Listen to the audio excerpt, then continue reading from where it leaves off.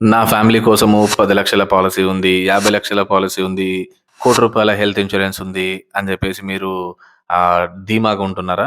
అయినా గాని సరే కొన్నిసార్లు ఏమైతది, మనకు తెలవకుండానే హాస్పిటల్‌లో అడ్మిట్ అయినప్పుడు ఆహ్, బాబు మీరు ఎక్స్‌ట్రా ఇంత కట్టండి, అంత కట్టండి అని జెప్తారు. అట్లెందుకు కట్టమంటారు అనంటే గనక, మీరు పాలిసీ తీసుకునేటప్పుడు అన్ని టర్మ్స్ అండ్ కండిషన్స్ తెలిసి తీసుకోవాలి. అందులో కొన్ని ముఖ్యమైనవి, అతి ముఖ్యమైనవి ఏంటి అనంటే గనక, మొదటిది రూమ్ రెంట్ రిస్ట్రిక్షన్ అనేది మీ పాలిసీలో ఎంత ఉంది?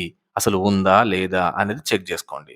రెండవది మీకు కన్జ్యూమబుల్స్ దాన్నే నాన్ మెడికల్ ఎక్స్‌పెన్సెస్ అని కూడా అంటారు. ఇవన్నీ కవర్ అవుతున్నాయా? లేకపోతే కవర్ అవుతే ఎన్ని ఐటెమ్స్ కవర్ అవుతున్నాయి?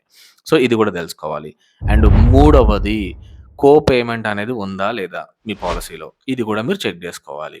అండ్ డిడక్టబుల్ అని జెప్పేసి ఏదైనా ఆప్షన్ అనేది మీరు తీసుకునేటప్పుడు ఆ పర్టిక్యులర్ ప్లాట్‌ఫార్మ్ కావచ్చు, పర్సన్ గావచ్చు. దాన్నేమైనా పెడుతున్నాడా లేదా అనేది గూడా చెక్ జేసుకోండి. సో, ఈ 4 విషయాల గురించి గనక మీరు మంచిగా తెలుసుకొని పాలిసీ తీసుకుంటే 90% మీకెలాంటి ప్రాబ్లమ్స్ రాకుండా ఉండడానికే అవకాశాలెక్కువుంటాయి. సో, ఇప్పుడు నేను చెప్పిన 4 విషయాలే గాదు, పూర్తి స్థాయిలో హెల్త్ ఇన్స్యూరెన్స్‌లో ఉండే టర్మ్స్ అండ్ కండిషన్స్ గురించి నేనొక వీడియో అనేది చేయాలి అని అనుకుంటున్నాను.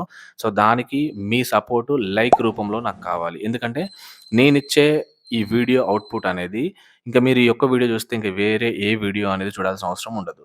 సో, కాబట్టి అందరూ గూడా వీడియో చూసిన ప్రతి ఒక్కరు గూడా వీడియోని లైక్ చేసి, మీ ఫ్రెండ్ సర్కిల్‌లో కూడా షేర్ చేసి, వాళ్ళ జేబులకి చిల్లు పడకుండా చూడండి. Thank you.